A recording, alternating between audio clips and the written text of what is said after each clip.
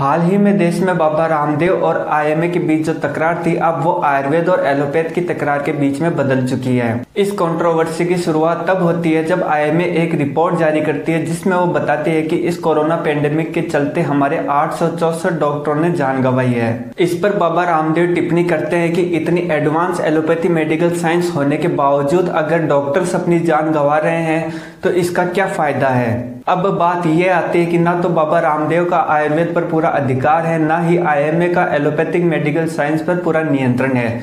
तो ऐसी कौन सी रेगुलेटरी बॉडी या संवैधानिक संस्थाएं हैं जो इनका नियंत्रण और संचालन करती है। अगर आईएमए की बात की जाए तो यह केवल एक वॉलंटरी ऑर्गेनाइजेशन है जिसके पास 3,30,000 डॉक्टर रजिस्टर्ड हैं, लेकिन ना तो इनका पूरी मेडिकल साइंस पर अधिकार है, ना ही ऐसा ये कोई दावा करते हैं।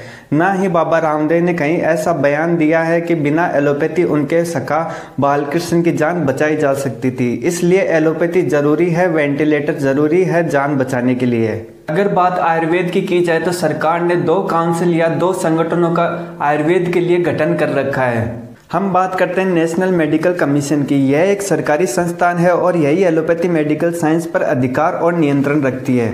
उसी तरह फार्मेसी काउंसिल ऑफ इंडिया, यह भी एक सरकारी संस्था है। चाहे वैक्सीन निर्माण हो या नई ड्रग का निर्माण, फार्मासिस्ट ही करते हैं, यह काम डॉक्टर्स का नहीं होता है। रेगुलेटरी बॉडी केवल डॉक्टर्स या फार्मासिस्ट की नहीं होती, नर्सेस की भी होती है। यूं ही कोई अपने आप को मुंह उठाकर नर्स नहीं बोल सकता। हाल ही में इजराइल के आतंकी हमले में शहीद हुई भारत की महिला को भी इंडियन नर्सिंग काउंसिल से डिग्री प्राप्त थी, इसीलिए वह इजराइल में नर्सिंग फील्ड में अपनी सेवा कर रही थी। अगर बात आयुर्वेद की जाए तो सरकार ने 2 काउंसिल या 2 संगठनों का आयुर्वेद के लिए गठन कर रखा है। पहला है central council of Indian medicine, जिसे आयुष भी कहा जाता है। यह स्वयं अपने आप में बहुत बड़ा मंत्रालय या संस्था है। इसके अलावा central council for research in Ayurvedic science भी इसके ऊपर कार्य करती है, इसका संचालन करती है। नेशनल इंस्टीट्यूट ऑफ आयुर्वेदा भी एक गवर्नमेंट उपक्रम है जिसे एनआईए भी कहा जाता है। एनआईए के पास 300 bed hospital, general ward, operation theatre, MRI, ECG सारी सुविधाएं उपलब्ध है।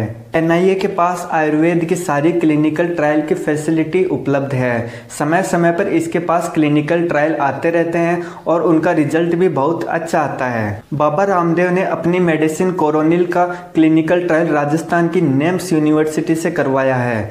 इसके अलावा WHO की वेबसाइट पर भी इसकी एंट्री मिल सकती है। अगर हम इसकी वेबसाइट पर देखें तो 29 मई 2020 को इस ट्रायल को कंप्लीट घोषित कर दिया गया था।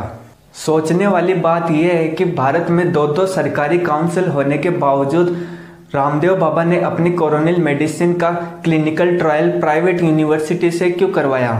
अगर आयुर्वेद के पक्ष में लोगों के विचार समझे जाए तो उनका मानना है कि एलोपैथिक ट्रीटमेंट के मामले आयुर्वेदिक ट्रीटमेंट काफ़ी सस्ता होता है और लोग अपने शरीर को अंदर से मजबूत बनाना चाहते हैं ताकि उनको कोरोना कभी हो ही ना। सर्जरी के मामले में देखा जाए तो सबसे पहले सर्जरी आयुर्वेद के आचार्य सुश्रुत ने की थी। आयुर्वेद के डॉक्टर हो या एलोपैथी के डॉक्टर, सुश्रुत का सम्मान सभी को करना चाहिए। नेक्स्ट वीडियो में जानेंगे कि ऐसी कौन सी वर्तमान में समस्याएं हैं जिसके कारण आयुर्वेद को स्ट्रगल करना पड़ रहा है।